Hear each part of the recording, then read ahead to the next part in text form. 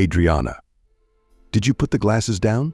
The father-in-law fixed his glasses and looked at his daughter-in-law. Yes, Michael, everything's ready. Adriana smiled. Of all her husband's family, only her father-in-law treated her well. The rest of them thought she was just an upstart who'd latched on to Ethan because he was from a rich family. But Michael himself grew up in a simple family and earned his fortune through his own persistence and hard work. And the mother-in-law was born into a wealthy family. She and all her relatives hated Adriana. Now I'll put some napkins on, Adriana added, and everything will be ready. The father-in-law nodded. You could have hired a cook, he said with a slight reproach. You're always doing everything yourself. Adriana, Michael shrugged. You know I'm not used to that. My father-in-law shook his head. You have to get used to it. Jar.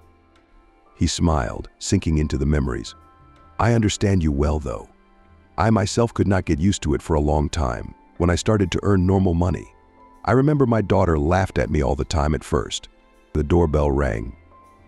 There they are. Seeing that his daughter-in-law threw them towards the hallway, Michael stopped her. I'll open it myself, and honey, you've got a pie in the oven. Adriana gasped exactly. I forgot about it. She rushed into the kitchen. The pie was just about ready and hadn't even had time to sweat. Thank goodness, exhaled Adriana. She got a twitch when she imagined the look on her mother-in-law's face she would have gotten. Burned her pie. I shouldn't think so badly of her. Adriana scolded herself for thinking that way. I am, after all, trying to earn her favor, to befriend her. I should keep trying, if only for Ethan's sake. Meanwhile, Michael had already opened the door. His son Ethan and his wife Betty, whom his son had just picked up from the hairdresser's. You look great, Michael said to his wife. She caught a glimpse of herself in the mirror and chuckled. I wish I'd given them that much money. Betty looked at her spouse and suddenly frowned. Why haven't you changed your clothes yet? The guests will be here soon. Michael looked down at himself and gasped. I'd forgotten all about it. His wife nodded contentedly. I see it was Adriana in the kitchen chatter again. I just helped her out a little. Betty rolled her eyes, but as usual she can't do anything on her own.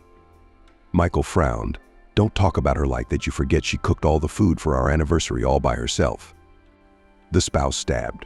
The cook would have done the same thing, and you wouldn't have praised him so much. At that moment, Ethan entered the house again. He brought 2 more bags of groceries. What are you two fighting about? He asked cheerfully. Betty immediately smiled, trying to get your father to change his clothes. Yeah, I'm on my way. Michael sighed and walked towards his bedroom. I see, Ethan said, and walked into the kitchen. He saw that his wife had already prepared everything. But the expression on Adriana's face was somehow tense and frightened. Ethan put the bags down, walked over to her, and gently put his arm around her shoulders. Why so tense? He asked affectionately. Adriana sighed. I'm worried, and I think maybe I shouldn't be doing this. It's a big task to cook for your parents' anniversary. Maybe I should have hired a professional chef. Ethan shook his head with a smile, not letting go of his wife's embrace. You're a great cook, aren't you? Better than any restaurant. She looked at him incredulously. Really? Of course, darling. Now go get changed. Adriana nodded, stood on her toes, and kissed him on the cheek. An hour later, all the guests had arrived, friends Michael and Betty, whom they had known for years, business partners, and numerous relatives near and far. Their eldest son, Benjamin, was among them. With him was another girl, whose name Betty didn't even bother to memorize, but in 2 or 3 weeks she would be replaced by another girl. The guests sat down in the huge living room at a long table and began to eat. The mother-in-law had to admit to herself that Adriana's cooking was really excellent. She would have liked to pick on something, but there was no reason to. It's okay, Betty thought. I'll still have dessert with me, and it's a serving none of them will forget. Especially Adriana.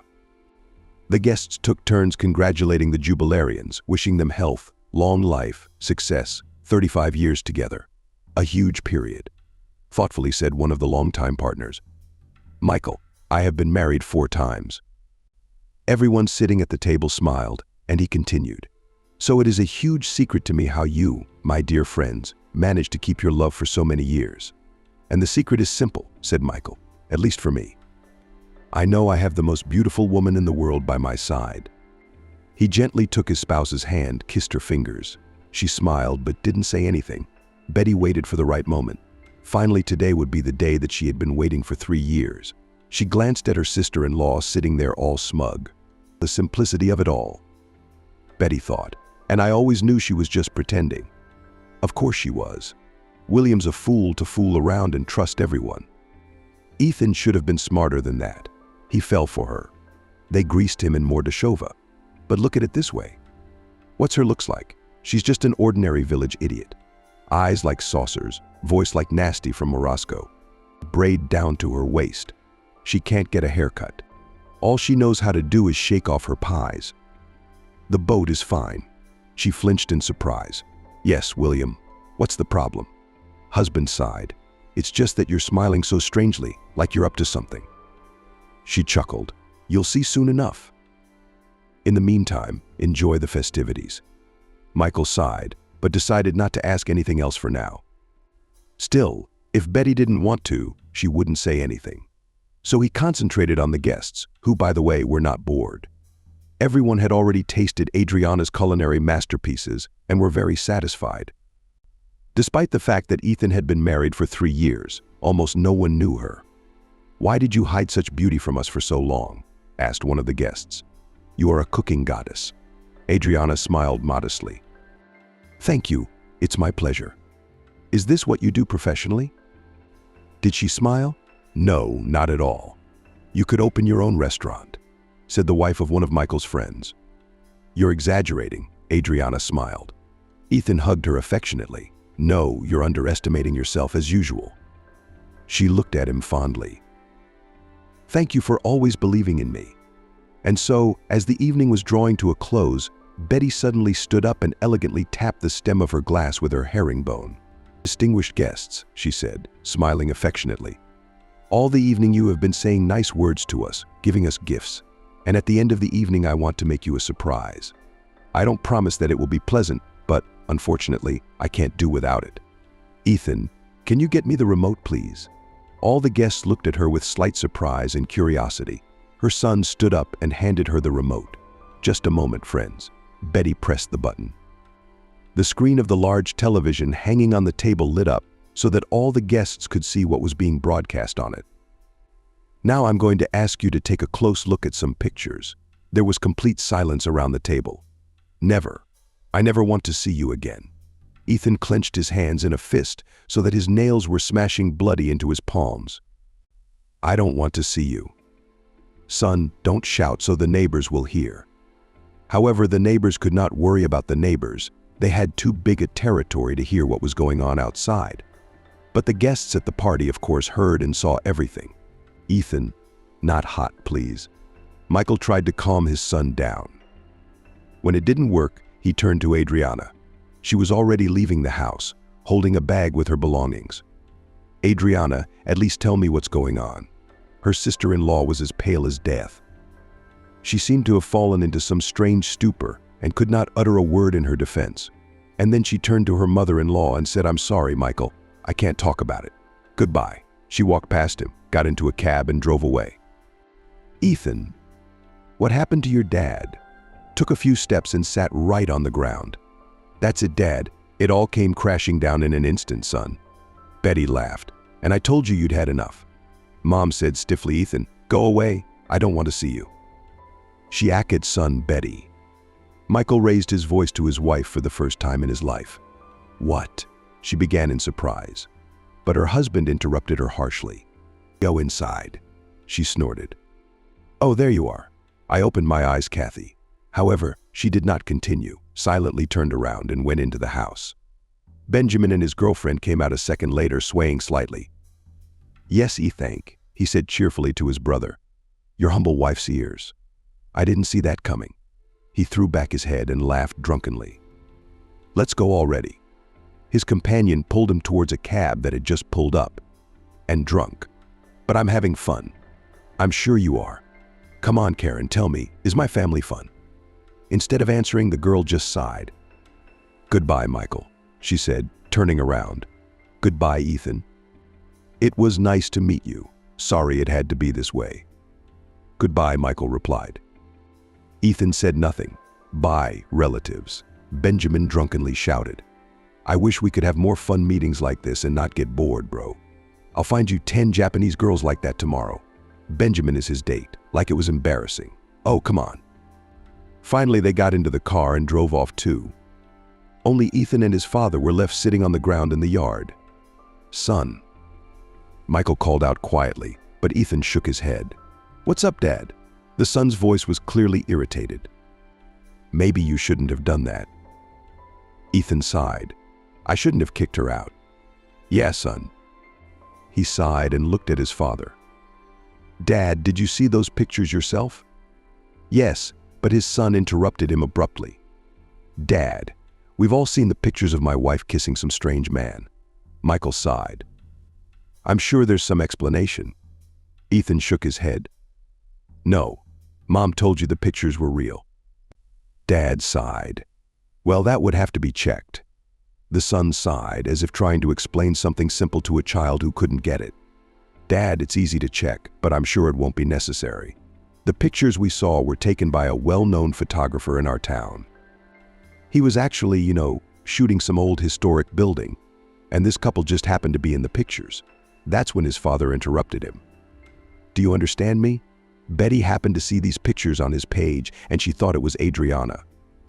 She wrote to the photographer and asked him to send her the original pictures. He sent them, and the enlargement made it clear that it was really her." Ethan nodded weakly. "But these pictures are real. They're of my wife. But you didn't even let her explain herself." "Son, what's there to explain? Even a woman like that is faking it. And the liar that she turned out to be, she couldn't make up something like that." Father sighed. "But what did she tell you?" Ethan shrugged uncertainly. "I looked at her face when Mom turned on those pictures. She was white as snow and frozen, staring into them. It was even as if she'd forgotten about me and didn't try to justify herself in any way." "And you decided that silence was an admission of guilt." Michael looked sternly at his son. He snorted again.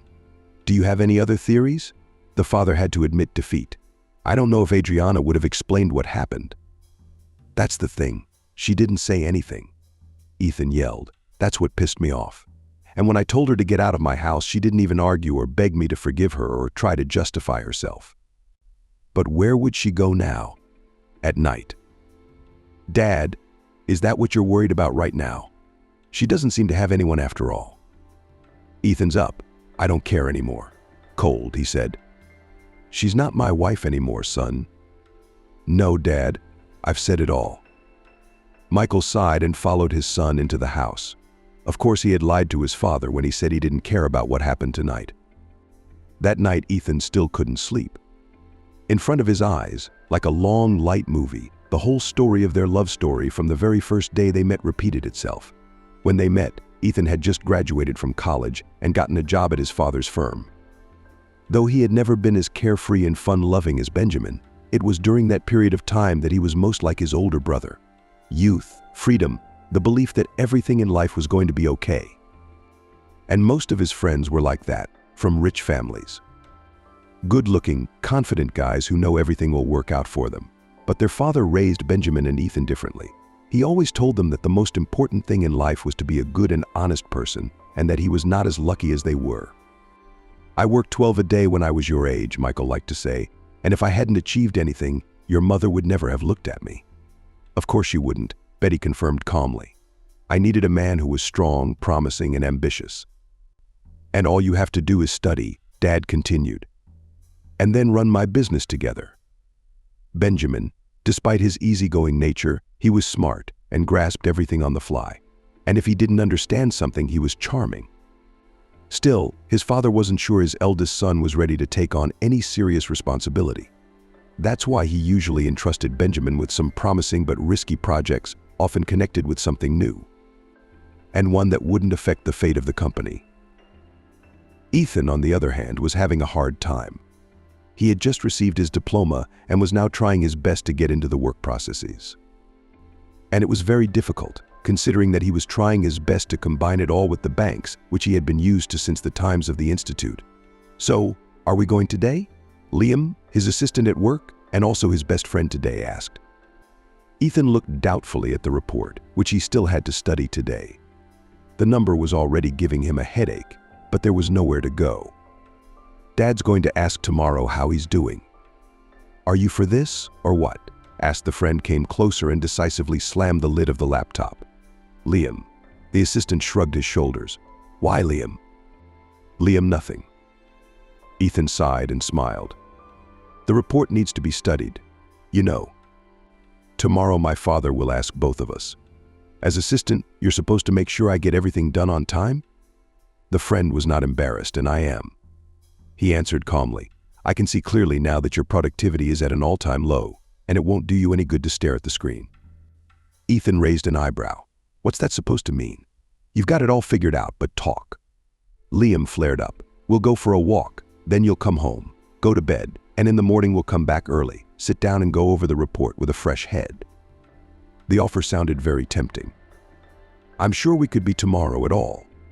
Ethan remembered well how he and Liam often ended their meetings. Of course, his friend looked at him with honest eyes. I'm not asking you to go to a club or, God forbid, to a hookah. Ethan laughed. Okay, where to this time? Liam smiled contentedly. An interactive contemporary art exhibit. His face glowed with such triumph, as if Ethan was supposed to know what it was by default. Spartacus' first time. And I hear a friend roll his eyes. Oh, this modern cultural youth. And Ethan's red diploma glistened. Come on, smart guy, initiate me too. Liam nodded eagerly. It's a very cool thing. There's a light show, and lasers, and soap bubbles, and live paintings, and lots of other cool stuff.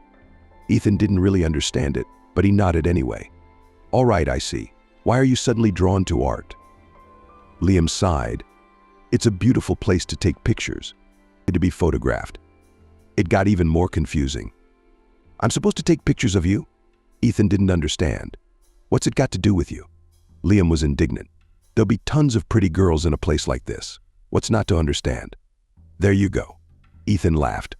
But I didn't think you'd start looking for a new girl so quickly. Especially after the story with Olesya. Liam sighed. Gee, I remember how you suffered for her just the day before yesterday, so you changed your tone so abruptly. Liam, do I need to remind you about Katya?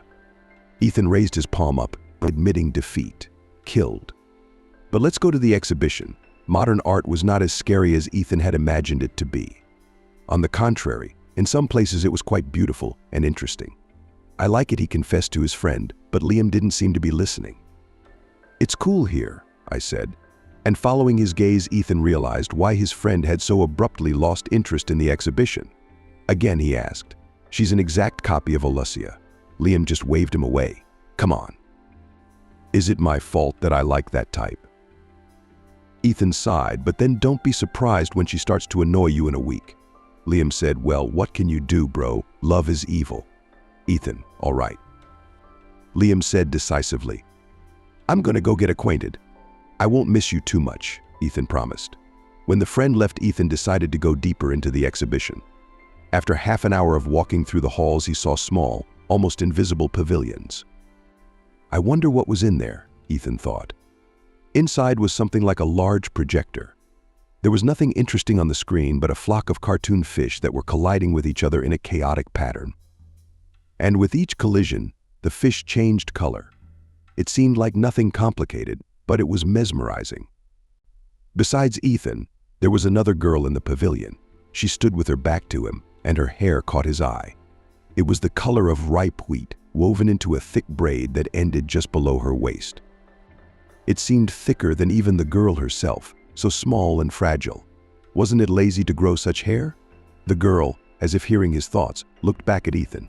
She felt embarrassed that he was looking at her so shamelessly. Hi, he said, to break the awkward silence. She had just huge green eyes, like a doll's. Only they weren't lifeless. On the contrary, there was a kind of curiosity glowing in them. Hello, she said, then frowned, causing a small wrinkle to crease between her blonde eyebrows, and held out her hand to him. Adriana. He hadn't expected her to want to introduce herself, but Ethan put his hand up in return. It was a pleasure to meet you, she nodded. I like the fish too. Ethan didn't know how to answer. Yes, they are interesting. The girl smiled. What do you think they mean? The question was unexpected. I don't know. Maybe the ecology is so bad. That's why they shine all the colors of the rainbow. It was the first thing that came to mind. But that was a stupid thing to say. But to his surprise, the girl did not laugh, but looked thoughtfully at the screen. You know, I like this interpretation, he smiled. And you have a different opinion? She shrugged. I thought it was about how much we change every time we interact with different people, and how they change when they interact with us. Ethan was staring at the screen in amazement now. That's a very good point, he admitted. It would never have occurred to me. The girl smiled embarrassedly. What kind of a nice smile does she have? Are you an artist? What was her surprise at Morgan? But you paint yourself, or what do you call it? You create a work of art. I thought maybe they were your fish. Adriana looked down in embarrassment. No, I could never do that. Ethan nodded. Neither could I. So are you working or studying? I'm in my 3rd year at a teacher training institute. I'm going to be an English teacher. He smiled. Wow, the dream of all 11th graders. And then he regretted it. It was obvious that Adriana was embarrassed. Sorry, bad joke. It's okay. I've heard it many times. He's going to think I'm a mediocre comedian. Are you studying or working? Adriana suddenly asked. Ethan was embarrassed. Usually he talked easily and even happily about the fact that his father had his own company and worked there. But Adriana didn't want to be like this. I wish I could tell her I was just a student. I didn't want to lie either, so Ethan answered as streamlined as possible. But I just got my degree, and I got a job at the office. Adriana nodded. Great. She looked at the fish again. Well, I won't stop you from enjoying the exhibition. Ethan suddenly took a hasty step forward. You're not interrupting. We can look at it together. Adriana sighed. I have to go home. He couldn't understand why he said that. Come on, I'll walk you home. He thought the girl looked at him fearfully, but still answered okay. Even though it had been almost 4 years since the exhibition, Ethan remembered that day in great detail. He and Adriana had walked to her dormitory. They walked for an hour, and Ethan realized that he'd never walked so much in his life.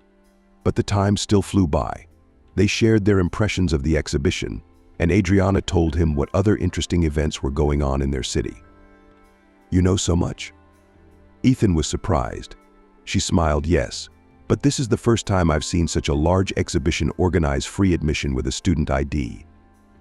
Adriana looked at Ethan and added, well, as a former student, you know what I mean. I have to look for loopholes. Ethan smiled too. Yeah, sure. In fact, he thought about the fact that it would never have occurred to him to go somewhere for free with a student ID, simply because he had never needed money in his life. We're here, Adriana said, to which Ethan looked surprised at the old, dilapidated and run-down building that looked more like a tear-down house. Is this where you live? Adriana nodded. Yes, this is my dorm. Okay, well, thanks for the great introduction. I'll be going now. Adriana had already turned her back to him when Ethan said, can we exchange numbers? Adriana turned around. I want to see you again, Ethan explained. He suddenly realized that he'd never been so nervous about meeting a girl before. Sure, most agreed to leave their number, but only because they realized how wealthy he was. Adriana doesn't know anything about that. And did he manage to get her interested in him just like that, with one conversation? I'd like to meet you too. Adriana smiled. Write it down. Ethan got home early that night, went to bed, and arrived at the office an hour and a half early in the morning. He had time to prepare the report. Of course, Liam was late, but he didn't seem too worried about it. How was it? How was your evening? Ethan asked. The friend chuckled. What do you think? Ethan smiled. Well, from the look of you, you found yourself another girlfriend for a couple weeks. Liam poked. Hey, you're hurting me. Ethan raised his eyebrows. That's it, good. What do you say? Suddenly sighed. You're right. I hate you. Ethan laughed. I know you too well. Liam turned on the coffee and the machine and asked, how did you spend your evening? Ethan shrugged his shoulders. I usually saw the exhibition and went home. Liam was incredulous. Are you serious? That doesn't sound like you. Ethan threw up his hands. Sorry, Sticker. I'd rather have a coffee. What am I, your secretary? Ethan, actually, yes. Liam pretended to be offended. but went to get the cups. Have a nice cup of coffee. I'm the boss. Ethan usually told his friend everything, but for some reason he didn't feel like talking about Adriana. He didn't want to listen to Liam's dirty jokes, as if Adriana was something pure and light. Ethan wanted to drive his luxury car to the second date, but at the last moment he changed his mind and called a cab, which dropped him off across the street from Adriana at the dormitory. He himself didn't understand why this masquerade. It was as if everything had been turned upside down. He was now ashamed of his wealth and wanted to appear to her as a simple guy. At first it had been a kind of game, but then Ethan had suddenly come to believe that he was.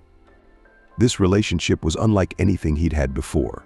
He knew, saw, and felt that Adriana loved him not for how much money he had, but for the kind of man he was. With her it was as if he was bringing out his best qualities, something so thoughtful. Adriana asked him once. They were having a picnic deep in Central Park. Adriana sat admiring the sunset, the sun, and Ethan admired her. "It's okay," he said, and smiled. "Okay?" Adriana turned away. Ethan exhaled quietly. "You know, I have a question for you." Adriana turned to him in surprise. "Ask, of course." He nodded, gathering his strength, and then blurted it out in one fell swoop, "You're going to be my wife." Ethan pulled the ring box out of his pocket and held it out to her with a trembling hand. Adriana froze, hesitating to take the box. "Don't you want it?" She smiled. "Of course I do." "Silly." He exhaled in relief. "Then take the ring." Adriana laughed and obediently held out her hand to Ethan. "Are you crazy?" "It must be worth a lot of money." He smiled. "But I was going for something simpler." "Don't worry about it, Ethan." Poe had her doubts. Adriana put the ring on. "Oh, Ethan, it's so beautiful." He took her hand and kissed her fingers. "You know, this really suits you." Adriana smiled. "By the way," Ethan added, "I have one condition." Adriana laughed. "What's that?" "I'll take care of our wedding preparations myself." Adriana frowned. "Why?" Ethan shrugged his shoulders. "I want to surprise you." "Interesting." Ethan sighed. "Don't worry. You can invite whoever you want to the wedding?" "Okay. I also need to meet your parents." Adriana lowered her head. "No way." Ethan smiled. "Why didn't they like me?" Adriana shook her head. "That's not the point. They died at Pardon's." Adriana took his hand gently. "No, how would you know?" "It's not like I didn't tell you." "Yes, I did. Let's not talk about it anymore." "What about your parents?" Adriana asked. "I haven't met them either." Ethan thought about it. "Maybe at the wedding." "Why?" Ethan shrugged. "Well, that would be fair." Of course, it was a shock to his parents to hear that their son was about to marry a girl he wasn't even going to introduce to them until after the wedding. "I take it it's too late for an abortion?" asked Betty. Ethan didn't even realize it right away. "Mom, what abortion?" Betty chuckled. "But since you've decided to get married, it's a long time." "Betty, what William?" Dad sighed heavily. "Maybe they're in love." Mother rolled her eyes. "Yeah, sure, he's too young to get married. Look at Benjamin." Father sighed heavily again. "You're not going to get married in the next 20 years, are you?" "I don't even doubt it. Ethan is different." He looked at his son. "Isn't he?" Ethan smiled. "You're right, Dad," and turned to his mother. "I am, but I'm not pregnant. And yes, I love her." She frowned. "Okay, but explain to me then why you don't want us to meet her. Is there something wrong?" Ethan laughed. "She's great. Just trust me, okay?" I learned the whole truth about his financial situation at the wedding, you might say. She was shocked, though she tried not to show it in front of the guests. So that was the surprise. She whispered to her husband. "I'm sorry," he said. "I don't know," Adriana smiled. That same day, Ethan noticed that his mother quite clearly did not like it. He thought it was a mother's usual reaction to her child, and even her youngest, getting married so suddenly. But as time went on, Betty's attitude toward Adriana only got worse. Though the woman didn't say it directly, she showed that she didn't like her daughter-in-law. "Mom, why did you do that to her?" Ethan asked her once. She shrugged. "I don't like that you took a girl out of your league." He laughed. "What circle, Mom? What caste system? Are we in India, Mom? That was really funny." Ethan frowned. I'm serious. Dad's not from your circle either, is he? Betty shrugged. That's different. When I met him, he'd already made his fortune. And your stash just saw you as a rich man. And that's why she caught on. Ethan laughed. You know she didn't know anything until after the wedding. Mom rolled her eyes. Is that what you think? There's no use arguing with you. She shrugged. Don't argue. Ethan said softly, I beg you to treat Adriana better. She deserves it. Aha! Dad's the opposite. He'd taken to his daughter-in-law like a daughter-in-law, especially after he found out how good a cook she was. Not knowing what people don't like, he once told his son dream daughter-in-law. Ethan then laughed. Yes, Dad, I'm glad I chose her too. Adding to the complexity was the fact that they lived with his parents. His father insisted on it. The youngest son should live with his parents, he insisted. Okay, if the parents are the child's parents, then you can move out. In principle, Ethan didn't mind. But with this lifestyle, Betty and Adriana were bound to clash, though it was hard to call it a clash. Adriana simply did not respond to her mother-in-law's attacks and tolerated everything. Ethan defended his wife as best he could and decided that after his parents' anniversary, he and Adriana would go to their own apartment, and here it was. But how could she? Ethan sat at the bar with Liam and complained to him about life. His friend only sighed and topped up his whiskey. I thought I knew her better than anyone in the world. I understand. Ethan's brother Paul shook his head. You don't understand anything. Liam sighed but didn't argue. How? You know, we had a good thing going. Ethan continued. I should have felt it. Her friend raised his eyebrows at me to feel that her attitude toward me had changed. Liam shrugged. Well, I guess so. Ethan sighed. And I didn't understand anything, it turns out. I never thought she'd cheat on me. I thought we were good. His friend, encouraging, patted him on the shoulder. It's okay, bro. Are you getting over it? Ethan poked. Maybe. But I don't really believe it right now. Liam asked him cautiously. What did Adriana say to you about it? Ethan shrugged his shoulders. Nothing. She hardly said a word at all. I yelled at her to get out of my house, but she packed up and left. That's it. Don't you want to let her explain herself? The friend looked at him. What's there to explain, Liam? All I want is for her to disappear from my life, and then I would never see her again. Liam sighed.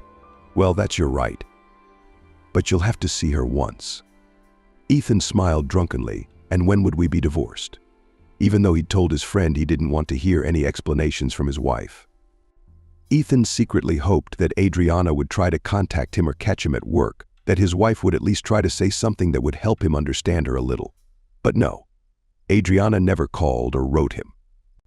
It was as if she wanted him to cut her out of his life as soon as possible. The next time they met was when they signed the divorce papers. Do you have any property claims against your ex-husband? Adriana was asked.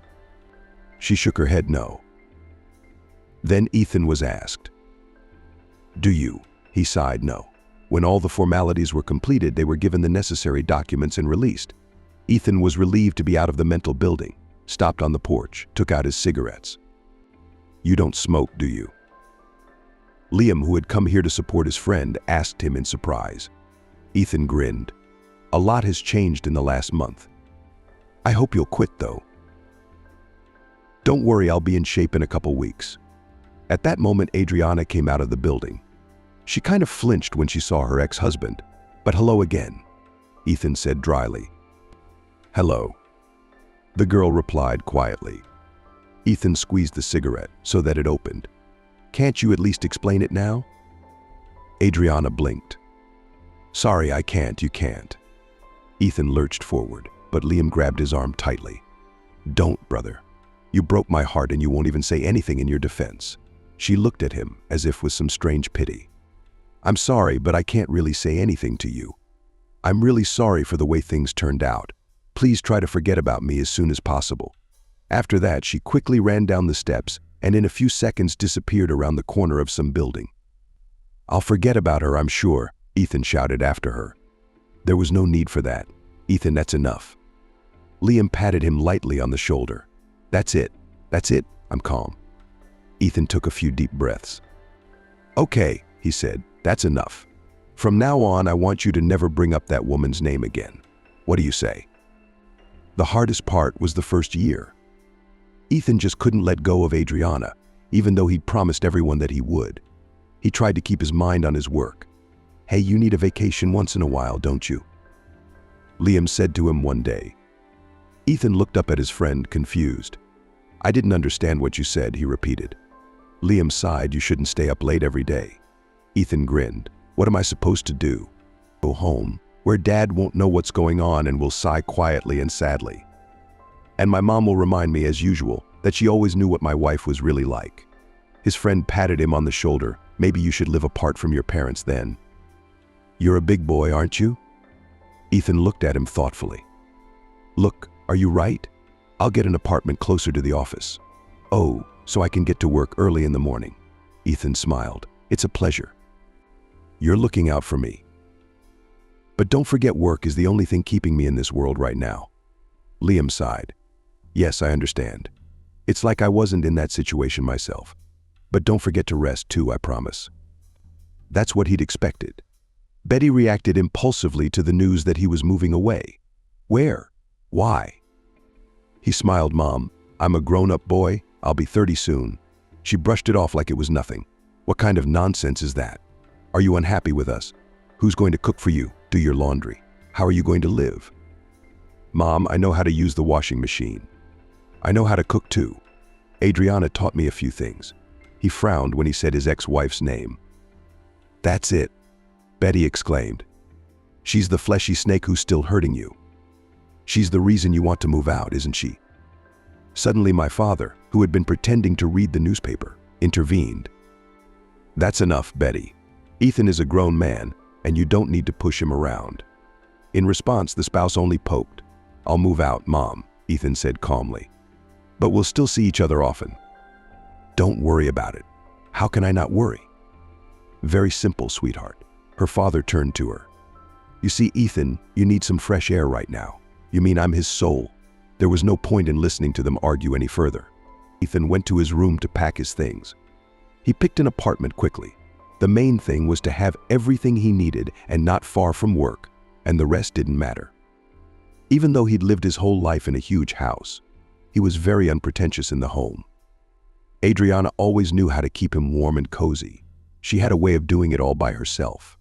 "Stop thinking about her," he said to himself. Then, as luck would have it, a frame with a wedding photo caught his eye. It used to be on the table in their bedroom, and then he'd thrown it in the desk drawer. And now, when he was checking to see if he'd forgotten something important, he came across it again. It was like it was there on purpose. Ethan tossed it right into the trash can under the desk. "That's where you belong." Picked up the bag. He took one last look around the room he had so many happy memories of, and then he walked resolutely out, slammed the door behind him.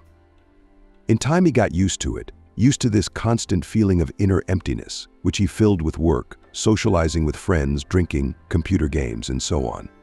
The pain had subsided, but it wasn't completely gone. It just sat in the farthest corner of his soul, waiting to break free as soon as he weakened. So Ethan was constantly making sure that every second of his life was occupied with something, and most of the time he succeeded. He and Liam had started going to the gym together. A friend said that at their age, it was a constant necessity.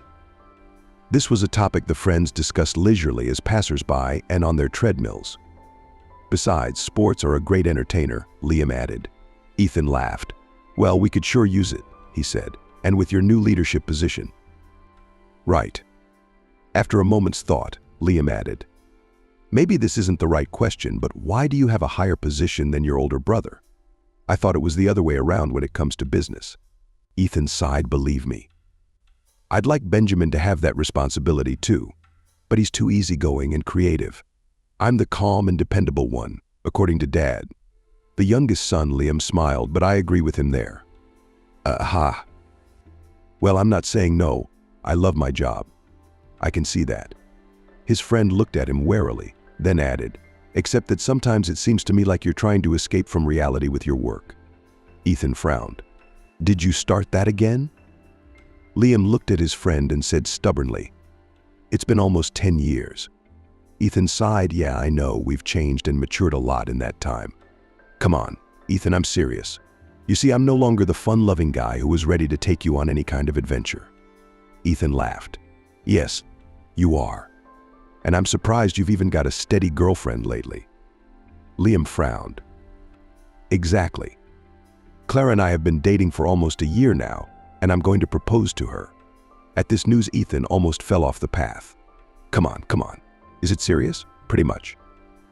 They walked in silence for a few more minutes, and I think I said firmly, friend, that it's high time you got serious too. Ethan laughed. Wow, that's what this whole conversation was about. Liam poked. What did you think?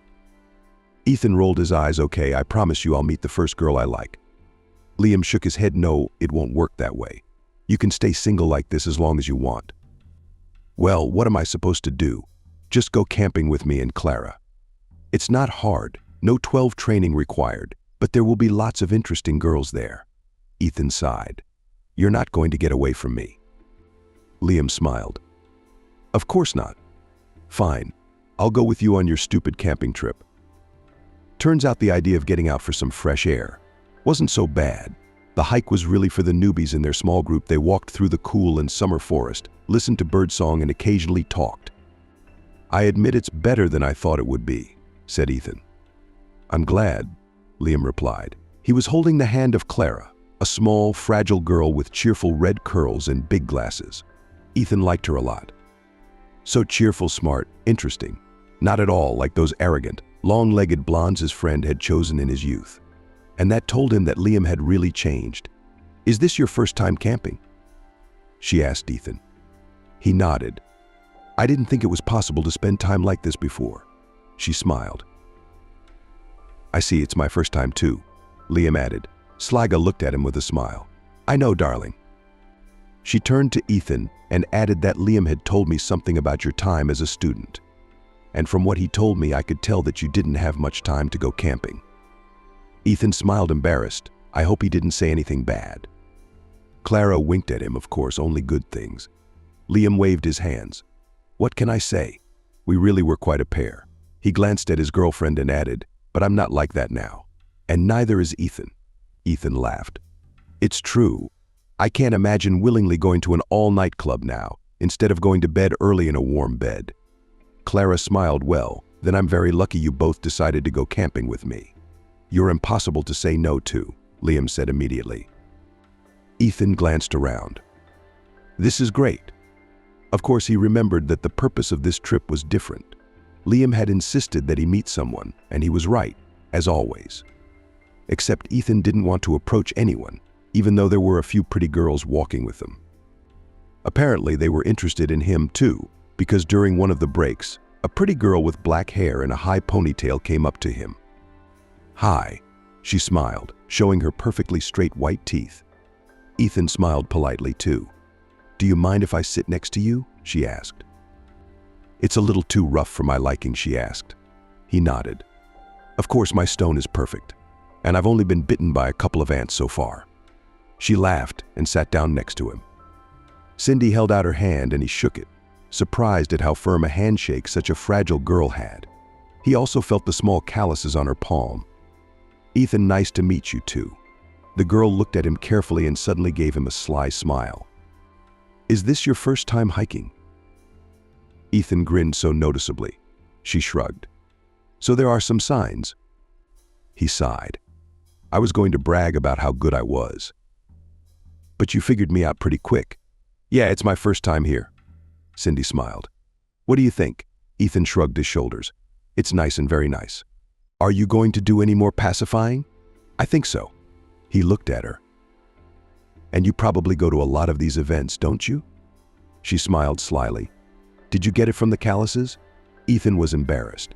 No, it's just that you come across as confident. Cindy laughed. Thanks for the compliment, but I like to try different activities. I got blisters from my new hobby of rock climbing. Ethan marveled. Wow, that's great. She shrugged. Yes, it's very interesting. It must be too easy for you. Cindy smiled. Maybe, he frowned. Then what made you come here? A friend asked me to. She pointed to a girl who was sitting some distance away from them. It's her first time too, Cindy explained. I see, Ethan smiled. He liked to just sit there and talk to her about nothing. There was something alive and vibrant about Cindy, something he missed. "I think we should go," Ethan said. The rest stop was over. "We'll talk some more," Cindy said, getting up from the rock.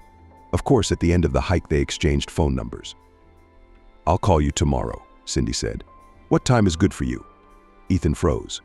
He was used to the man taking the initiative first. But Cindy didn't seem to mind such trivialities. And suddenly he realized that he also found it very attractive. "After 8 p.m.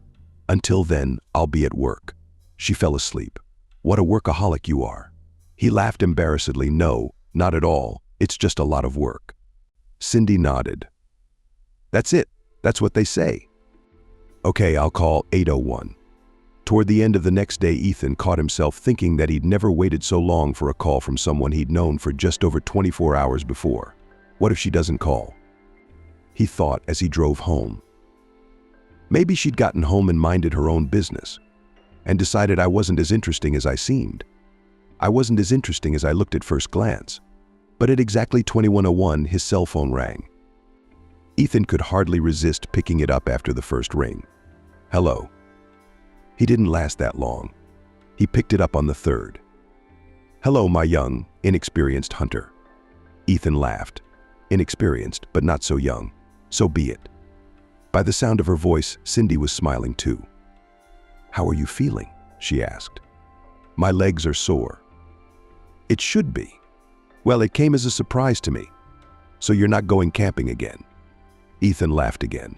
"Not in the next few days." The girl sighed. "That's too bad. I was just about to ask you out," Ethan cried. "Don't you go around and around?" Cindy laughed a little too assertively. "Yes," he smiled willy-nilly. "No, come on." Cindy was clearly hammering away with this dialogue. "I shouldn't have started so abruptly. I should have corresponded with you for a week on general topics, and only then gently invite you for coffee. This way you'll have to agree to a date with a girl you barely know. Decent guys don't do that." Ethan laughed. "And we're on a date." Cindy hummed. "Well, you can call it whatever you want. A meeting, a walk." He interrupted her. "We can settle on the word date." "Great." Then they stopped talking, and Ethan decided he should ask her out. But Cindy beat him to it again. "So when are your legs going to get back in shape?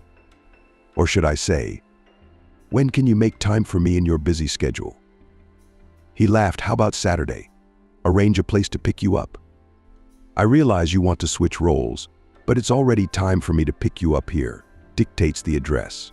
Cindy laughed. "Well, okay, write it down." They agreed on a time. They chatted some more. "You know, it's a shame, but I really have to go to bed." Cindy laughed softly. "I know, you have to get up early tomorrow." And I didn't doubt it. If anything, that wasn't an excuse to end the conversation. I didn't doubt that either. I'm too interesting. That's for sure. Finally, they said goodbye. "Interesting woman," Ethan said thoughtfully. He looked at himself in the mirror and suddenly realized he was smiling. This week seemed endlessly long to him. He waited every day for Saturday to come and see Cindy again. Sure, they had corresponded, but it wasn't enough. Well, Liam told him. The hike had gone well. Ethan pulled away from the phone and looked at his friend blankly. He said something. His friend rolled his eyes. "I mean, you liked it. The hair in a ponytail." Ethan was confused for some reason. "What makes you think it's her?" "You haven't met a woman in years, and you've met two in a week.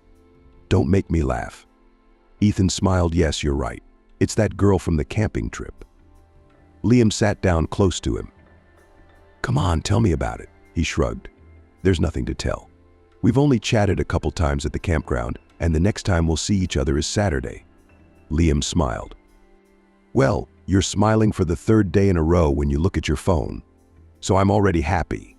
Ethan laughed. "You were more worried about me than my mom." The friend poked. "Well, yeah, Betty is far away from me. She's still trying to set you up with her friend's daughters." Ethan sighed with his daughters. "Unfortunately, Liam, the granddaughters are already in the mix." Liam chuckled at that. "Legally?" "I mean, they're 18. Ethan shrugged. "I hope so. I don't care, though I'm not going to meet them. But Mom won't give up." He smiled, remembering the last funny things he hadn't had a chance to tell his friend about. "Anyway, the last time I came home, there was a young girl in my parents' kitchen making porridge." Liam flared up. Interesting, and don't tell me. I thought it was the new au pair, or something like that. I said hello to her, asked her where her parents were. And for what? Ethan smiled. She looked down at me and started to say that they were away on business. But she's about to come back, and she's going to set the table. And you decided to help the poor girl? Ethan nodded. Well, she offered, but we're setting the table, and suddenly she starts making eyes at me. Liam added, then you guessed it wasn't a domestic helper.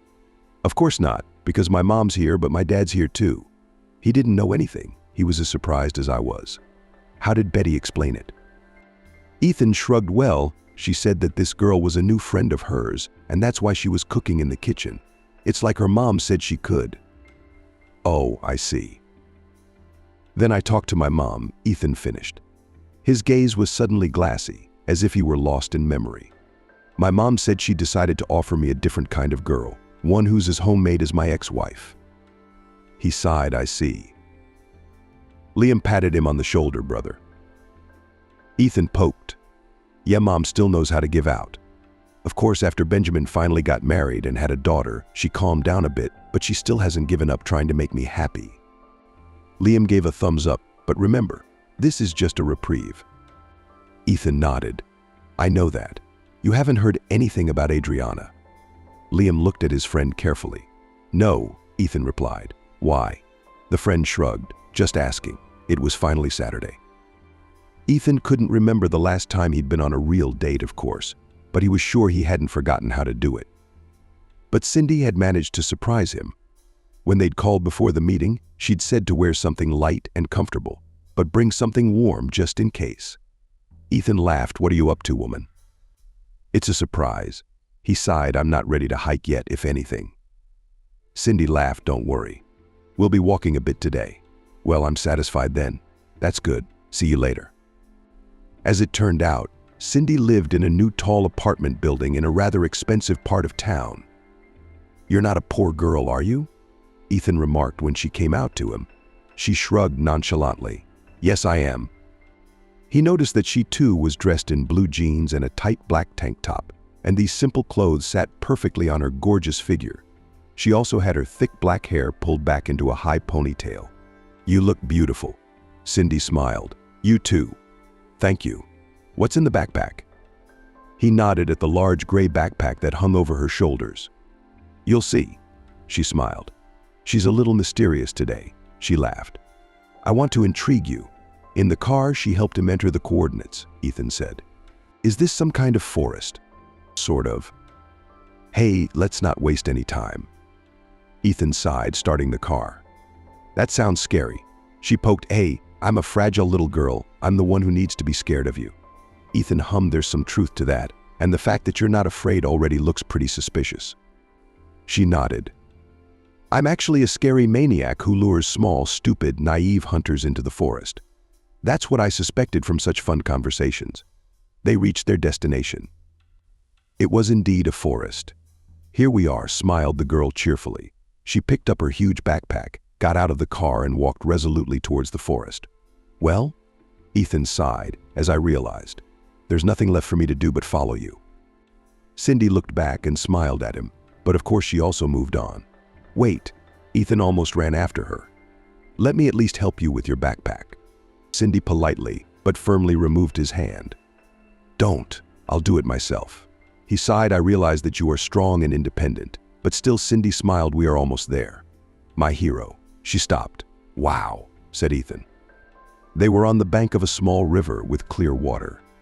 Smooth rocks were visible. At the bottom and right on the bank was a cozy little clearing. This is where we set up. Cindy set her backpack on the ground and pulled out a large mottled blanket that was spread right on the grass. Then she pulled out a large thermos, some containers and bags from the same backpack. Wow, Ethan was surprised. Is this a picnic? Cindy laughed. She poured hot, fragrant tea. It's delicious, said Ethan after tasting it. I think I can smell orange. What else? The girl smiled. Ginger and a dash of mint. I made it myself. She nodded. Awesome. Cindy laughed.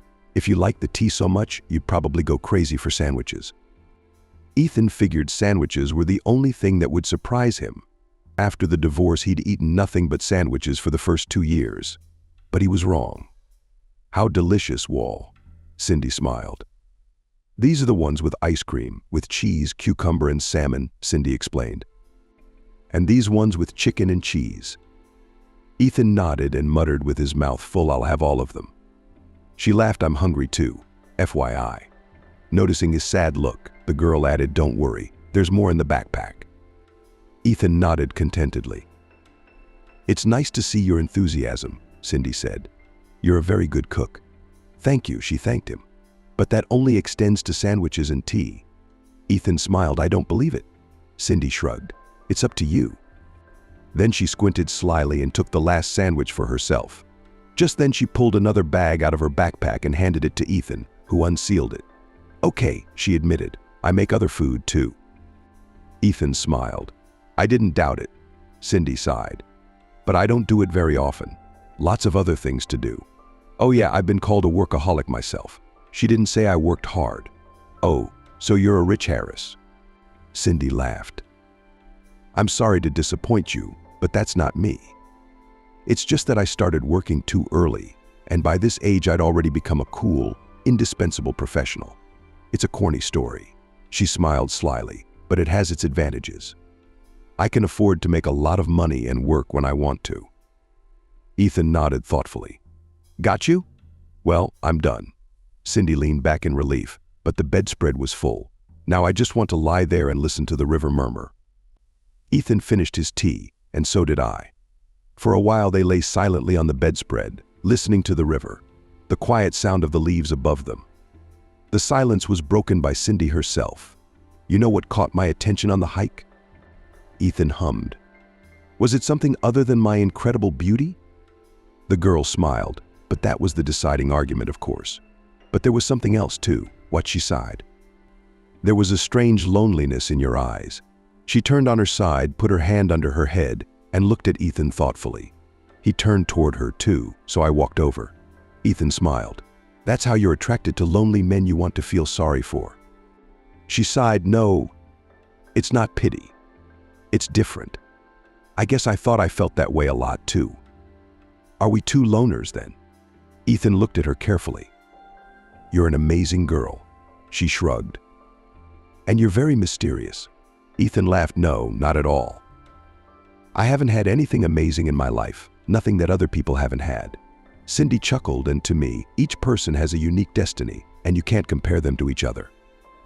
What I won't deny is that there's nothing mysterious about me. What will I consider? They sat there until the sun began to set in the forest.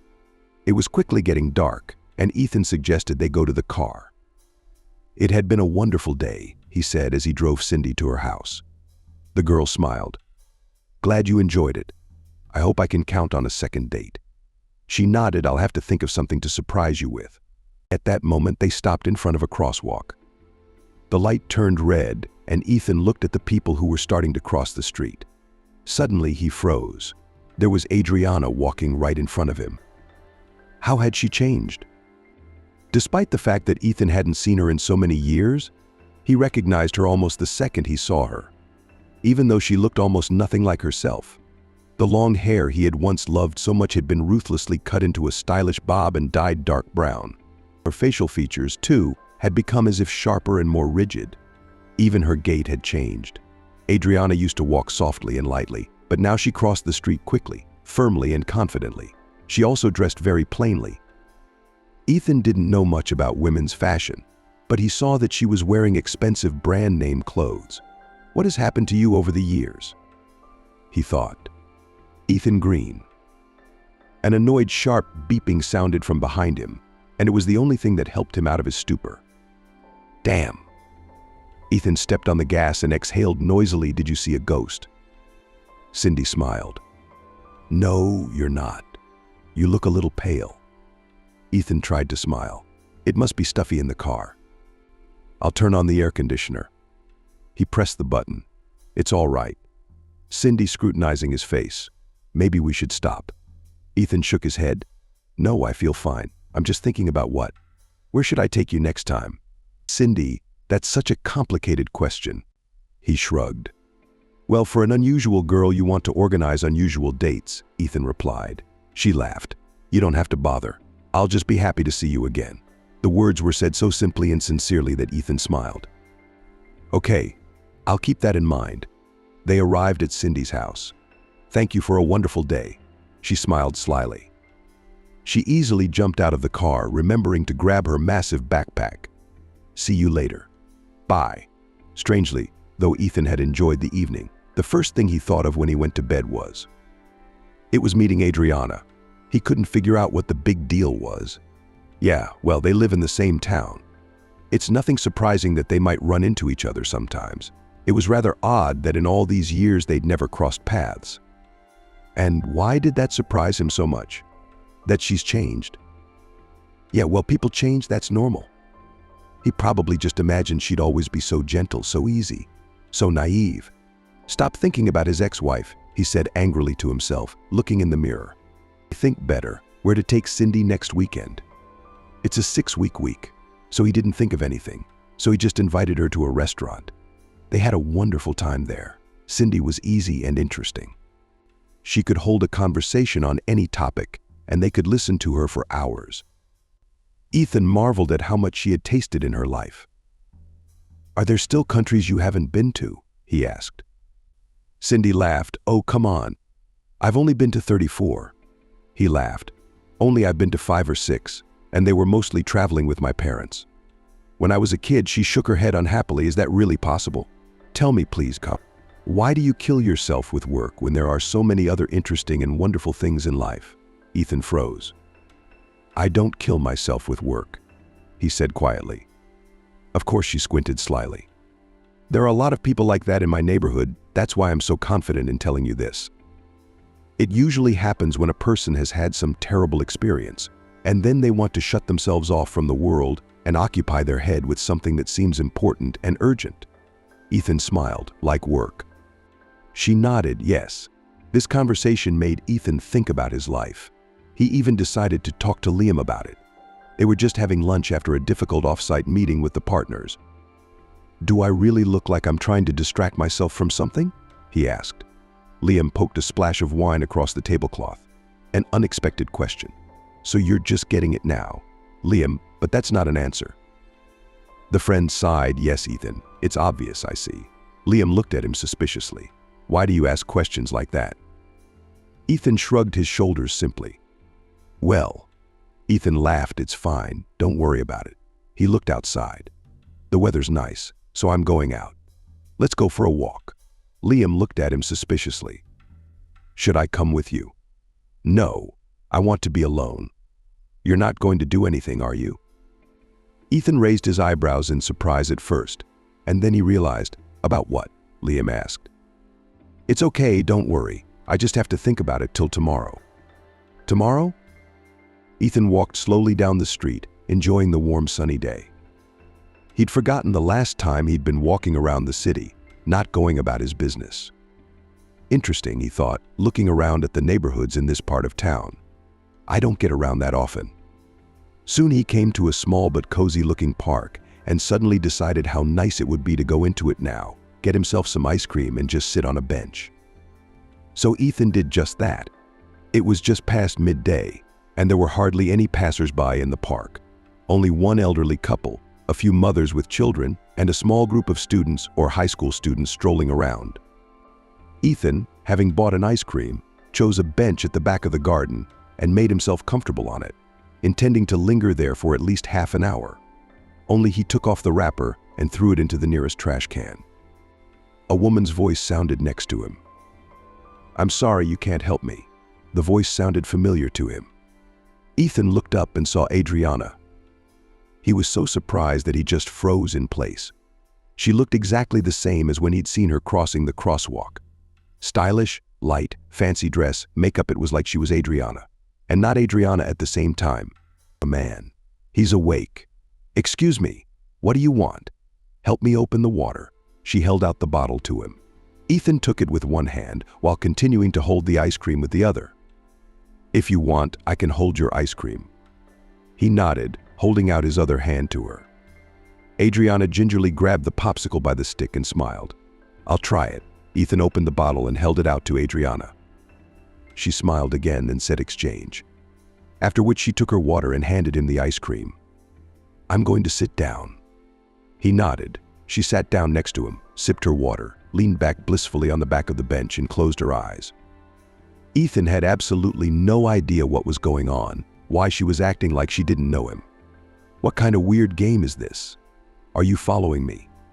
Adriana opened her eyes, looked up at him, and smiled slyly. I'm sorry. Ethan decided to play along. It's just that you surprised me a little. Adriana raised her eyebrows in surprise. Sorry, I guess I must have violated your privacy. She looked at Ethan carefully. If I'm disturbing you, I can leave. But no, he thought. I'm not letting you go until I find out what's going on and what this whole game is about. He smiled. No, it's okay. She smiled relieved, but I'm still interrupting you. Your ice cream is melting. He hurriedly took a bite of almost half of the portion. It's fine. Don't worry, Ethan said with his mouth full. Adriana laughed. Okay, I won't. He decided he needed to get on with it. May I meet you? Kathy nodded. Kathy. Ethan mentally flinched, turning her name over. Why? He forced himself to smile, however. Ethan. The girl smiled. Nice to meet you. Likewise, after thinking Adriana, Kathy asked the next question, why are you sitting in the middle of the workday, eating ice cream in the park? He grinned. It's not typical of me. But I had a good negotiation today and suddenly decided I wanted to reward myself for it. She nodded with a walk in the park. It was Ethan who decided to ask her, why are you here now? She smiled, and I don't have a regular job. That's how you could say creative profession. He nodded. Can I ask you one more question? The girl looked at him curiously. Yes, of course, Ethan exhaled. Why did you decide to approach me in particular? She laughed. That's it. I was afraid. I just liked you. Oh, I see. Why were you scared, Kathy? I shrugged. You looked at me strangely, as if you'd seen a ghost. I'm sorry, it's just a surprise. It's my own fault. I just showed up out of the blue. They sat for a while longer, but I have to go, she said with some sadness. But I wouldn't mind seeing you again. She stood up, and Ethan stood up too. I could walk you to the park exit, he offered, because I have to go now too. She nodded. Great. Let's go together. And they walked towards the gate. And that's when the girl's cell phone rang. Yes, she answered cheerfully. Ethan heard a disgruntled female voice. She hung up the phone and turned to Ethan. Am I making you late? He asked. Kathy waved her head. It's nothing. Can I ask you for your phone number? Kathy nodded. Nice to meet you, Kathy. He emphasized the last word and looked her in the eye. But the girl didn't show it. Nice to meet you too. Ethan watched her leave and suddenly felt dizzy from everything that had happened in the last hour. Wait. Liam paced nervously around the office and then took a big sip from his cup. The drink was already cold, so he grimaced, poured the contents into the sink, rinsed it off, and then restarted the coffee machine. Make one for me too, please. Of course, Ethan, who was following his friend, suddenly thought that Liam was not in the position to make him coffee, since he was the deputy, and such things should be handled by the secretary. But the friend never once objected to such a duty, as if he and Ethan had one. It was a kind of tradition. Once again, said Liam, pulling him out of the stream of thoughts. You mean you met Adriana, who acted like she didn't know you, and gave you a different name? Ethan nodded. That's not all, he added. A woman, a friend or acquaintance, called her Kathy in front of me. Liam poured them both a cup of coffee, handed it to his friend, and took a big gulp from his own. What the hell is this? Ethan sighed. That's what I was saying. Liam tensely motivated the whiskey. So let's think logically, he began. What are some of the possibilities here? Ethan shrugged. Well, the first thing that occurred to me myself was that he just wants to play a prank on me. Why? He shrugged. I have no idea. Well, what else would you think? Liam nodded. Well, yes, but you've given up on that theory. Ethan sighed. It would have been impossible to play it that way. I've been watching her closely all this time. She never once gave herself away. He scratched the back of his head thoughtfully. Yes, that would be difficult. Exactly, Ethan said. There are more versions. Ethan grinned. That was the only more or less adequate one. Next comes the fantasy. Liam nodded. I see, like she hit her head and went into a coma for a few years and lost her memory. Ethan poked. Yeah, well, somewhat fantastical though. No, Liam, it does sound implausible. The friend sighed. But there is another version, which is that it's not Adriana? Ethan looked at him in surprise. What do you mean? The friend shrugged. You said she looks like her, but with a different gait and gestures and everything. But it's her. You think I wouldn't recognize my ex-wife? Liam sighed. We're trying to think logically here, so Ethan frowned. Okay, yes, but... He suddenly remembered another argument for why she introduced herself as Kathy. It's Adriana, in reverse. Liam smiled. There. And that's exactly the argument for it being a different person. You said other people called her that. Yeah, well, they were silent for a while. Then Liam said, after all, we don't have to sit here and guess, because you have her number. Remember it? Ethan nodded. Do you think I should keep in touch with her? His friend shrugged. It's up to you to decide if you need to look into it. You can just forget about her. Besides, you have Cindy. Ethan frowned. On the one hand, you're absolutely right. Why would I do that? The Adriana story ended years ago, but here goes. But on the other hand, Ethan continued, I know I won't rest until I know what this is all about. Liam rolled his eyes. I see. That's what I thought, actually. Ethan looked at his friend. I'll find out what's going on. Liam walked over to him and patted him on the shoulder. Okay, brother, just don't get carried away. Don't dive into the past. Ethan grinned. Okay, I won't. He wrote Adriana Kathy. The girl seemed really excited. They chatted for a while, and then she suggested they get together. Ethan agreed, and then he remembered that he'd promised a date to Cindy too, so he had to ask Liam for advice. So he said, scrutinizing his best friend's schedule, Are you lucky enough to have one? I am, Ethan replied knowingly. Liam poked at the practice from Saturday. We'll reschedule for Wednesday, he said then. Saturday you're going out with Cindy. She's planning a date this time, right? Ethan nodded. Yes, we've decided to take turns. Liam answered and went back to his schedule. Now we just have to decide about Adriana Kathy. He raised his head and looked at his friend. I agree to cancel dinner with Betty and another one of your potential sisters-in-law. Ethan poked. If you can come up with some convincing excuse for that, I'd love to. Liam nodded yes. 3 women in a week at your age is too much. You could have a heart attack. You're not a boy anymore. Ethan smiled. Very funny. Thank you, glad I tried.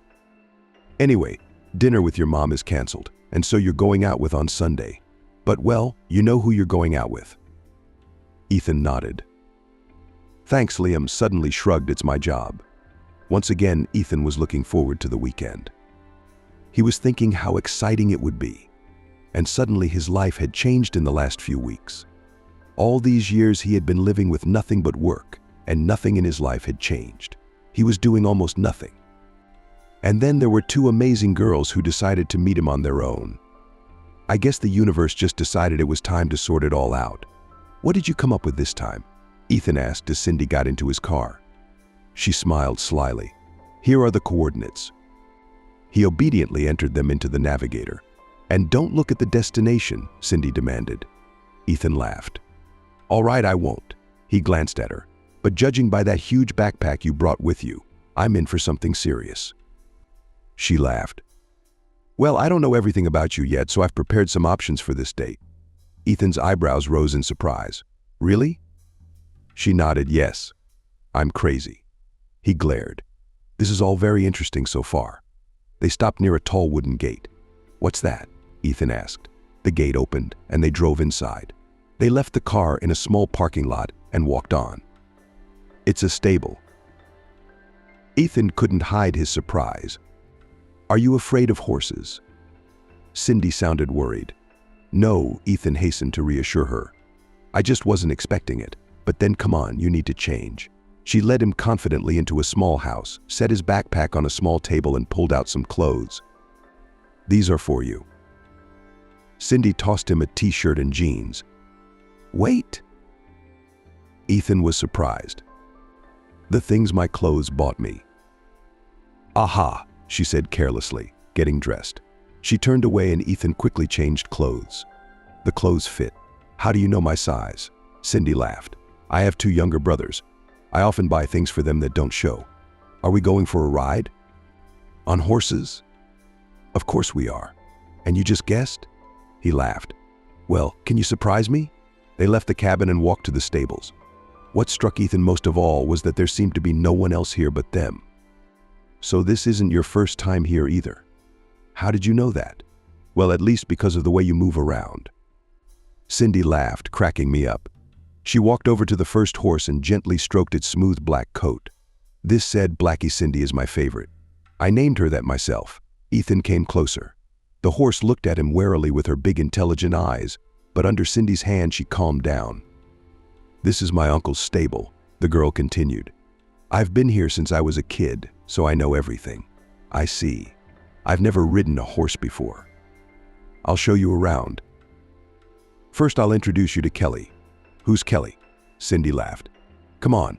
They walked to the end of the stable, and there Ethan saw a small, graceful mare. That's Kelly, said Cindy. She's the calmest. Hold out your hand.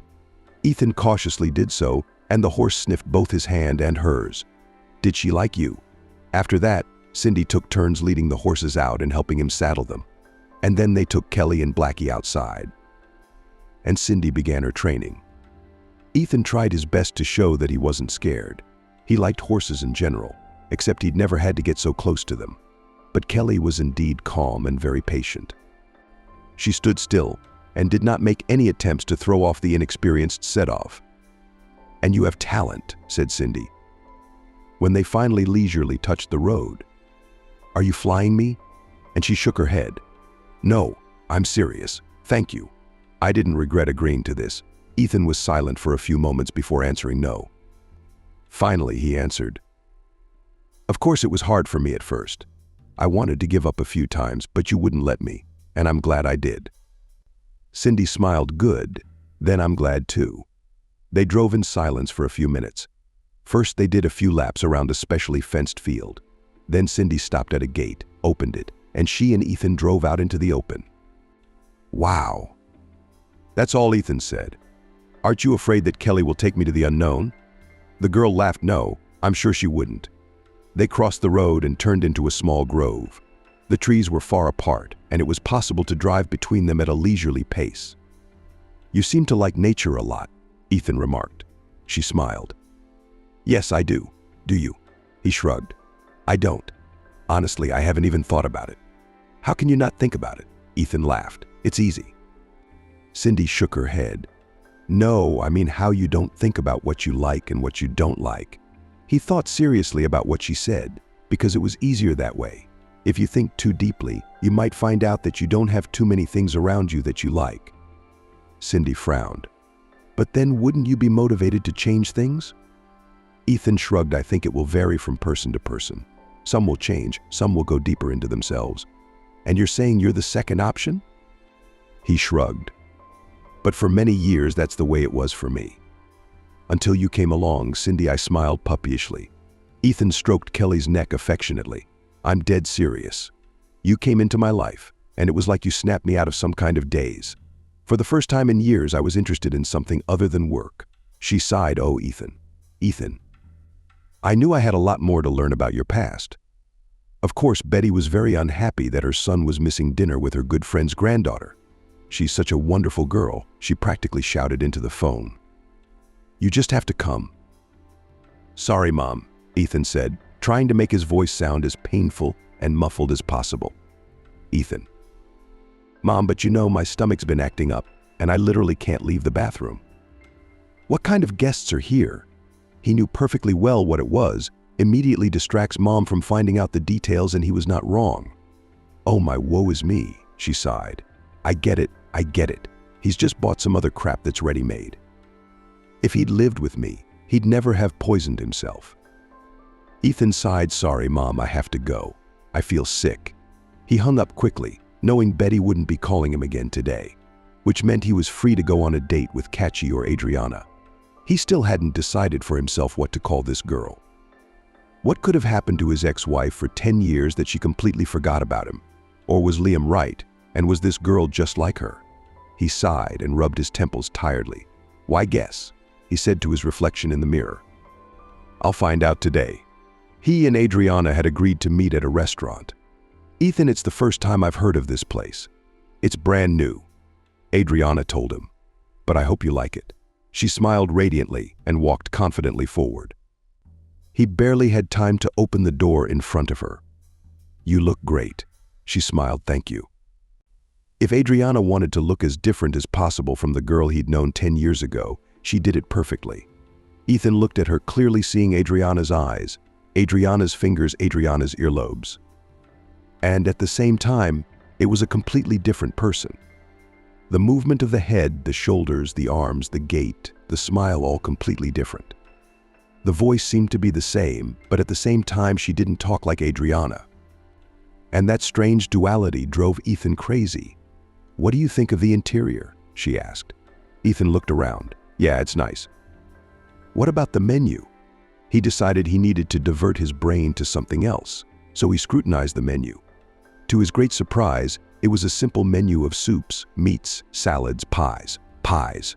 Wow, he said excitedly. It's been a long time since I've been to a place like this. Kathy frowned. What kind of places?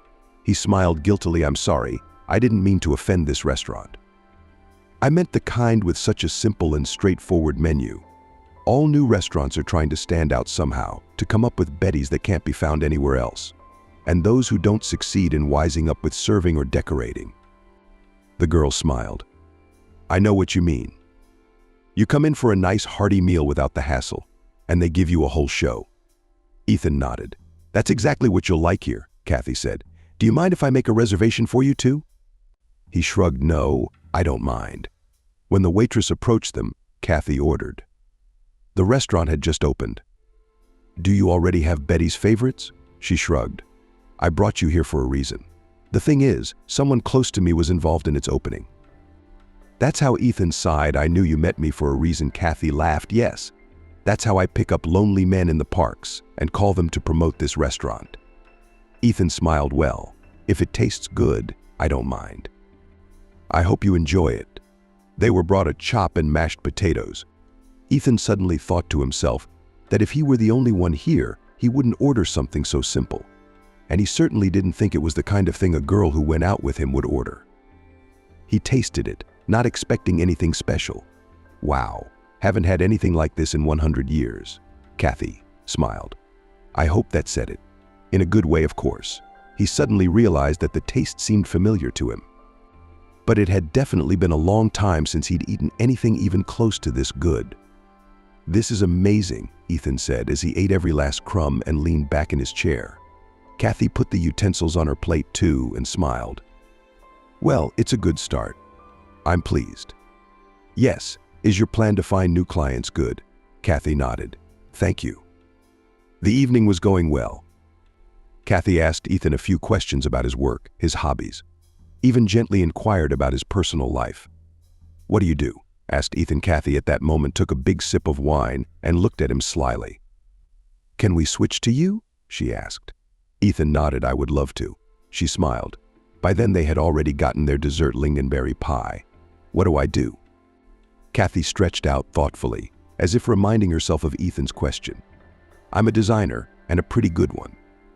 In my humble opinion, Ethan looked around the restaurant again. I'm guessing the design of this restaurant is your job. He tasted the pie and was surprised again at how familiar the flavor was. But where did I make it from? Kathy confessed.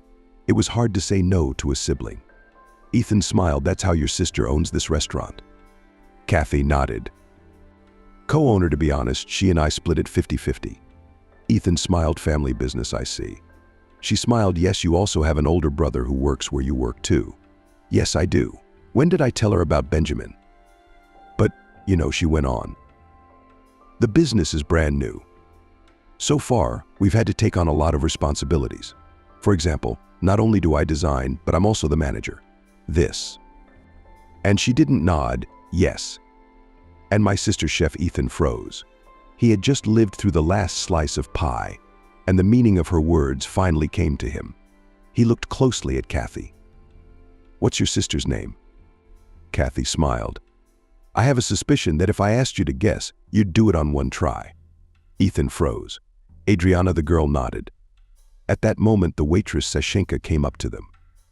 She turned to her catchy, "Please call the chef to us." Sure enough, Ethan leaned back and carefully wiped the sweat from his forehead with a napkin. "That's it," he said. "So you knew who I was from the beginning," instead of nodding. "I'm sorry." He sighed. "What was all that for? Why didn't you tell me right away? You must have seen what happens to me when I look at you." The girl frowned. "I did it for my sister's sake, and for the same reason I didn't want to say anything until I knew what kind of person you were."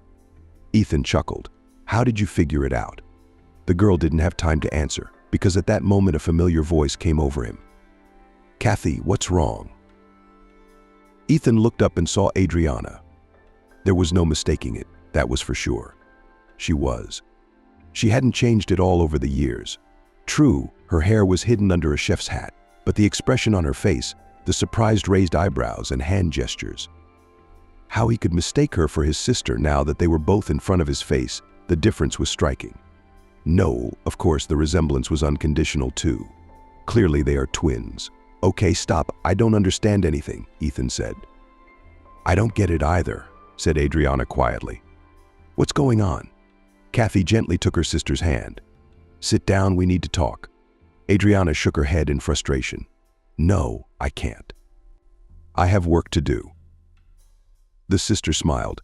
"We're the only customers. I've reserved all the other tables. Even if there's an emergency, your assistants can handle it." Ethan and Adriana looked around. "I can't believe I didn't notice that we were the only ones in the room." "So Kathy built this on purpose." "Sit down," Kathy repeated insistently, pulling her sister's hand toward her. She just knew to sit down next to her. Then looked fearfully at Ethan. "You never told me you had a twin sister?" She sighed. "I didn't know it myself at the time." Adriana rubbed the bridge of her nose and added, "Or rather, I didn't know where she was or what happened to her then." "What do you mean?" Ethan had no idea what was going on. He noticed that Kathy squeezed his sister's hand tightly, as if to give her strength. "It's okay," she whispered softly.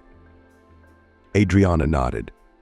"I'll tell you everything," she told her ex-husband.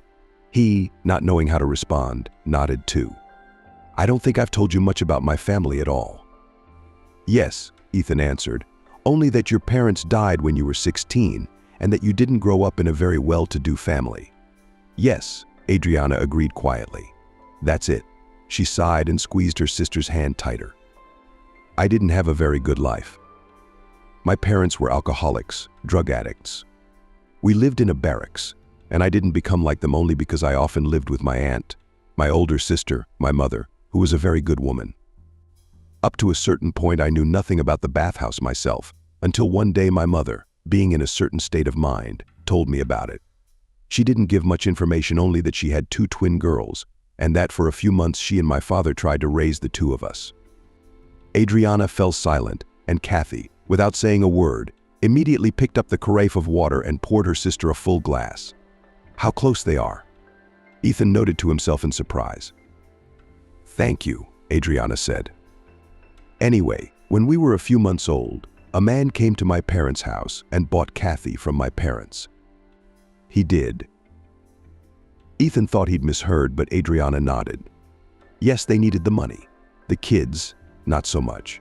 She grinned suddenly and looked him in the eye. "Do you know how they chose which children to keep and which to sell?" He shook his head.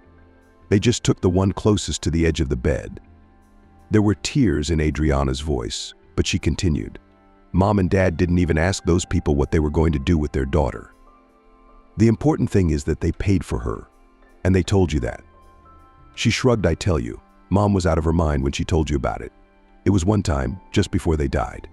Maybe she felt she was going to die soon and wanted to ease her conscience. I don't know." "That's how it is," Ethan said thoughtfully. "And how did yours, I mean your parents, die?" "An overdose," Kathy answered dryly. Ethan nodded. "Of course." "After that conversation, all I could think about was my sister," Adriana said. "I hoped so much that she was alive. Sometimes I even thought I could feel her somewhere close to me. It was like there was some invisible thread between us." She sighed. I always wondered how to find her, but I didn't know how to do it. I tried talking to lawyers I knew, to police officers, to people who were looking for missing people, and they all said with one voice that it was impossible. It was too long ago and too little data. And they all said it was almost 100% likely that I was dead. Catchy added sharply. Ethan noticed that his sister squeezed her fingers tightly after those words. Yes, that happened too, Adriana confirmed quietly. Why didn't you ever tell me? Ethan asked. She shrugged. I didn't want to burden you with my past. You and I were already from different worlds. Ethan frowned. What do you mean? She looked him straight in the eye. Come on, you know perfectly well. Maybe you didn't think about it before, but now that you've learned about my past, it makes more or less sense. Adriana, please don't. I remember your mom well. Ethan sighed heavily. All right, I get your point. Adriana nodded. Anyway, I had only hope. There was nothing left for me to do but believe and hope that that thin thread of connection between us actually existed, that I was feeling my sister and not making it all up. Ethan sighed heavily again. So that day at your parents' anniversary then?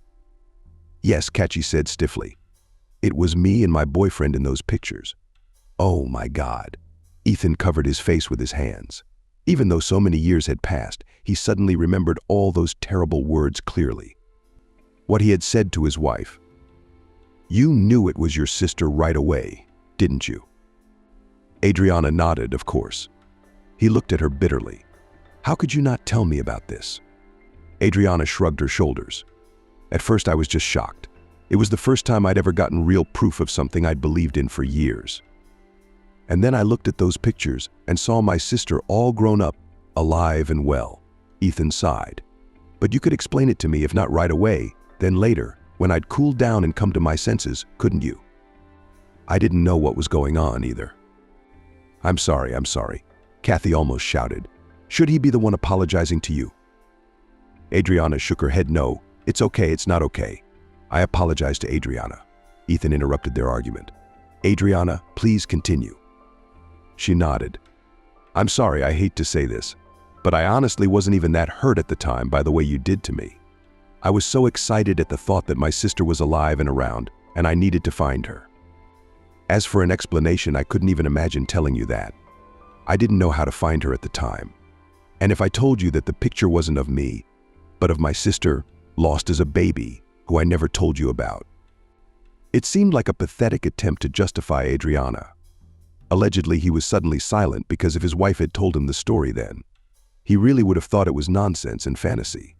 Besides, I was still very hurt by your words, Adriana continued. You kicked me out of the house in front of your whole family.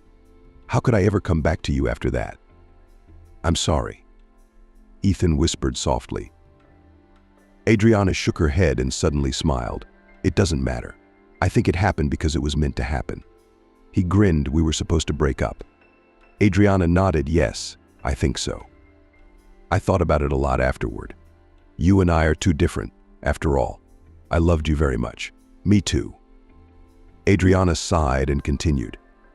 Anyway, after I broke up with you, I was completely immersed in the search for my sister. She smiled and looked at Kathy. She smiled too. I did a lot of things, Adriana said. Found the photographer who took the pictures and the place where he took her picture. Walked around asking people. I think I went to every house. And we met almost by chance, she said. A year later. That's how it is. Ethan was surprised. By the way, what have you been doing all this time? He suddenly realized that the question sounded strange and added, well, I mean after you were bought. Kathy laughed. Of course, I don't remember these events from that day. But my fate turned out rather fortunately. I was only sold to my foster parents.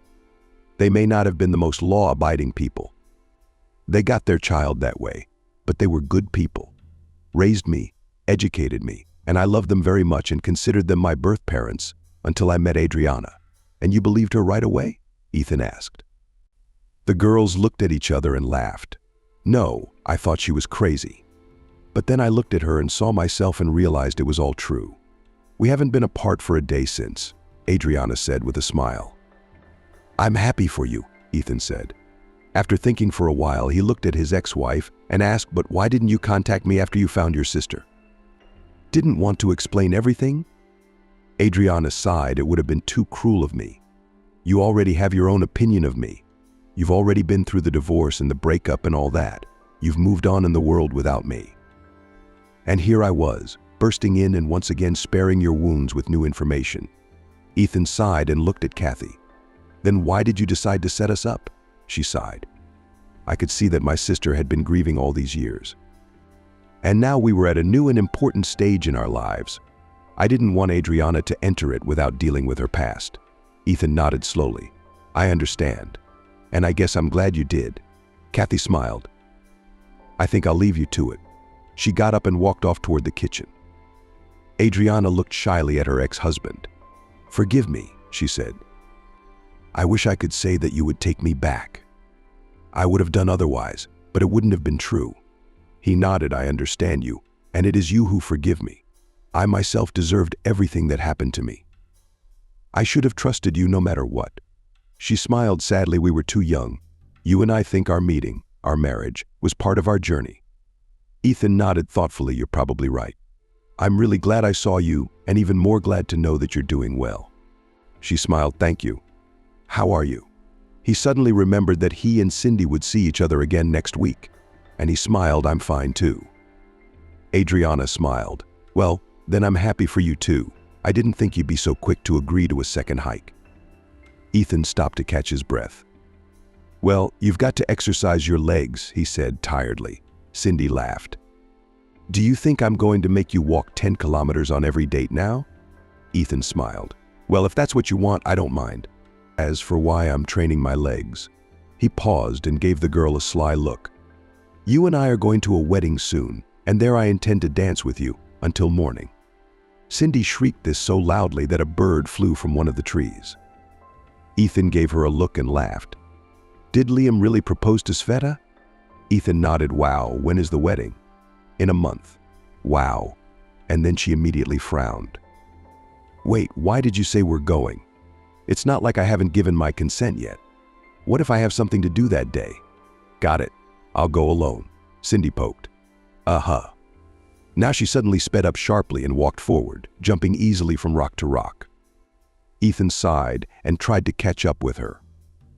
After about 15 minutes, he had to admit defeat. Cindy, I give up. The girl pretended not to notice him for a few minutes, but then she had the courage to go after him. Okay, I'm catching up. She stopped. Oh, I'm tired. Ethan reached her and sat down on the nearest rock, relieved. Cindy smiled and sat down beside him. You know, you've changed a lot lately, she said thoughtfully. Ethan raised his eyebrows. Is that a good thing or a bad thing? She laughed. Of course it's good. Can change be bad? Ethan shook his head. You're an optimist, of course, but I'm glad. What's changed? Cindy, look at him closely. You're happier, more content, lighter, as if you've taken a weight off your shoulders. Ethan thought about it. Yes, that's what it is. You could say that a secret from my past has come out. What wasn't clear became clear. Cindy hummed. It's not clear, but it's very interesting. And I'm happy for you anyway. Thank you. And like I said, you're a positive influence on me too. She smiled. Thank you. In general, it's strange that such a bright and luminous person like you was able to attract me on the first trip. Cindy shrugged her shoulders. I don't know why I was attracted to you. I guess I felt something deep and close to you, despite your outward gloominess. Cindy looked down at her hands and added, I'm not always so fun and crazy either. I have times when I'm sad too, and my past is full of unsolved mysteries and dark spots too. Ethan sat closer to her and gently murmured behind her shoulders, I'm ready. I'm ready to be there for you, to tell your secrets if you want me to. And if not, we'll keep them to ourselves. Cindy rested her head on his shoulder. When I was very young, I used to think you had to be with someone who was all fun and all the time, who made your heart pound and your stomach churn all the time. And that sounded scary. Cindy smiled. But now I think I want to be with someone I can sit on a rock with and tell you that I'm not as much fun as everyone thinks I am. Ethan smiled too, that no, I'm happy to sit on that rock with you too. He turned Cindy towards him and kissed her very, very, very, very, very tenderly.